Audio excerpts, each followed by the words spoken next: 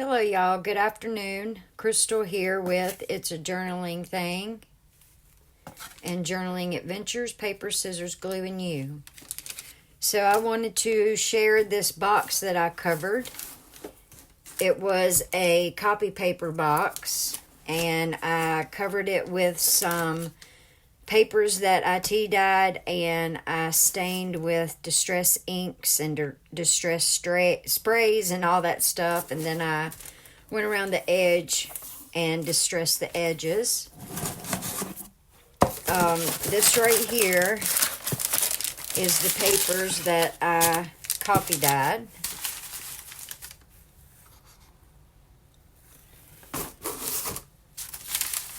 I'll just flip through a couple of them.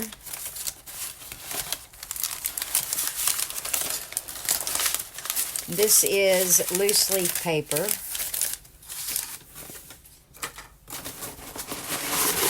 And this is the whole bunch of copy paper that I did.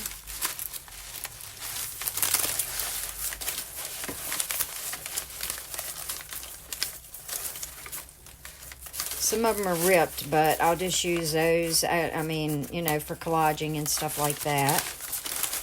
But all of these have been pressed. And I wanted to give y'all a tip. If you do have a Cricut heat press, that's what I use to press my coffee dyed papers and, you know, all of that to get a little bit of more flatness back into them. So I will show you all. That was the first batch that I coffee dyed, and all of that whole batch was coffee dyed. And here's our little Kipper over here sleeping or laying in his chair. So this right here is the other ones that I've coffee dyed. And you can see on those, I did spray some, you know, distress sprays on those. And then these right here, they were coffee dyed, and I also sprayed them as well. Then these book pages, they're coffee dyed. And I'm guessing this one right here, the reason why it turned out that way is because the coffee was able to set in it more so than the other ones were. But they're all crinkly and crunchy. I know I do, love the crinkly, crunchy sound. And then here is some pages that I just did with the distress sprays. I'll use them, you know, journals as pages, and use them for collaging and, you know, just all junk journal stuff. I'll just flip through a couple. And then while I was doing it, I went ahead and I copy dyed some index cards. I did put a little bit of spray on these too. And I did do these with spray, but I coffee dyed them first and then I sprayed them.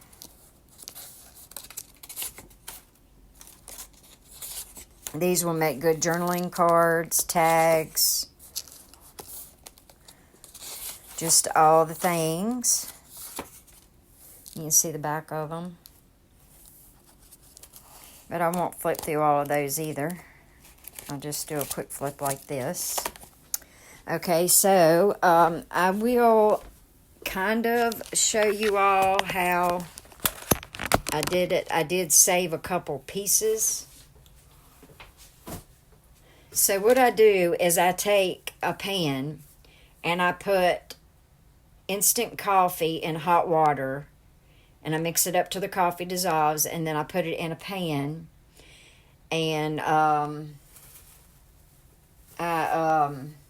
dip my papers down in it, and then I take them and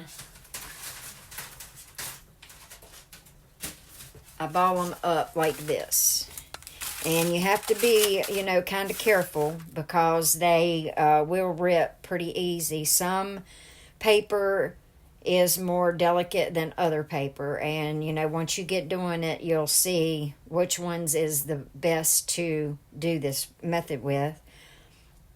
But what you do is you just dip your paper in the coffee, and then you take it and you ball it up, and then I just would lay them over in this pan just like this, and just layer them up. I've got about 4 of these pans, and I would let them just set and just dry.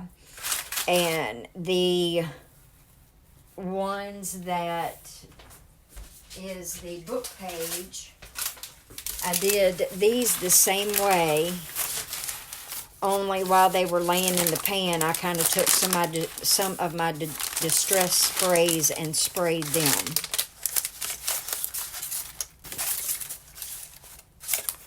So they turned out really good, I think. I made that first batch, and I decided I would make another batch so I would have a good stock, ready to roll when I get to stuffing all these journal covers that I have. And once I do get those done, I will have them up in my Ko-Fi shop for sale. But back to this. So, I'm a bit impatient, so I didn't wait for them to completely dry when I first did this. But now they are completely dry, and I just wanted to show you kind of what they look like and the idea, of how you do it. And like I said, I decided I would use my Cricut heat press to flatten them out.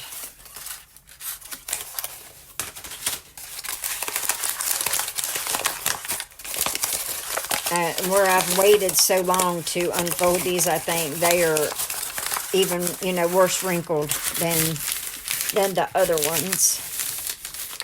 But it's a good way to do this process, and you kind of have,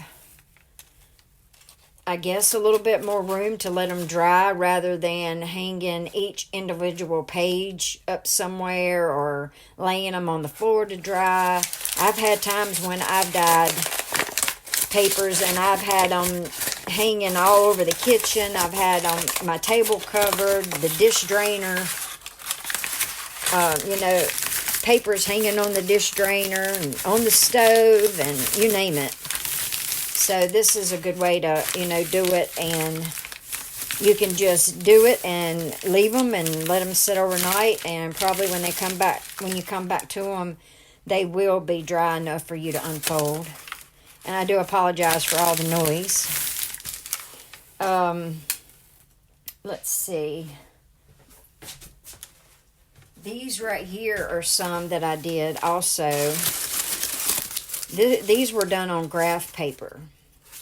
And they got to where they were kind of breaking and all of that when I was trying to unfold them. And they were sticking together and all that.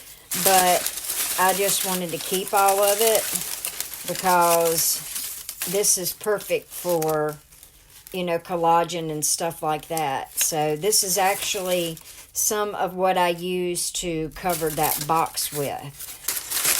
And so I just kept all that, and, I will use it for something.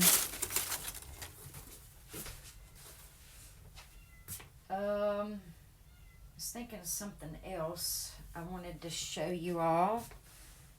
One thing was, this right here is the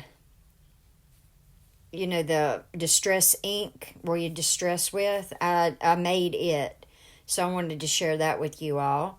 It is just some sort of knob, I guess maybe for the top of a stair banister or something along those lines. And I just took and stained it a little bit, and then I did a stamp of a heart on the top of it. Now this thing right here on the bottom, and it works okay, and I think it may work a little better once it's used more. I've only used it like, one time so far. But this thing right here is felt pads. You can get them in all different sizes. I got these at the Dollar Tree.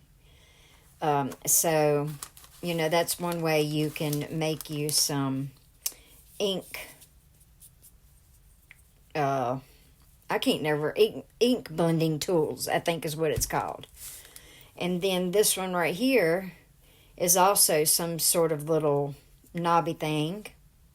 I got them at Lowe's, and I just took the smaller ones and put one on each end, and that way I'll be able to have, a different color on each end. You'll just have to be careful, not to get ink on your hand when you're using this end or that end or whatever. But I wanted to share that with you all. I hope everybody has been doing good and you've been enjoying the snow if you got any, and that you made it through it. We did, and it's been adventurous to say the least, but that's okay. I was hoping for some snow since it has been a couple years since we got any, and we got a few inches, and then we got ice, and then over this past weekend we got a little bit more snow, so it's been okay. But I hope you all do try that method of the tea dyeing or coffee dyeing. And like I said, you can do any type of paper. I have found that the copy paper works best as far as the strength of it and everything. And that depends on what pound you use also. But I just wanted to share all that with you all. And also, I hope you all have a good rest of your evening. And I'll see you in my next video. Thank you. I love y'all.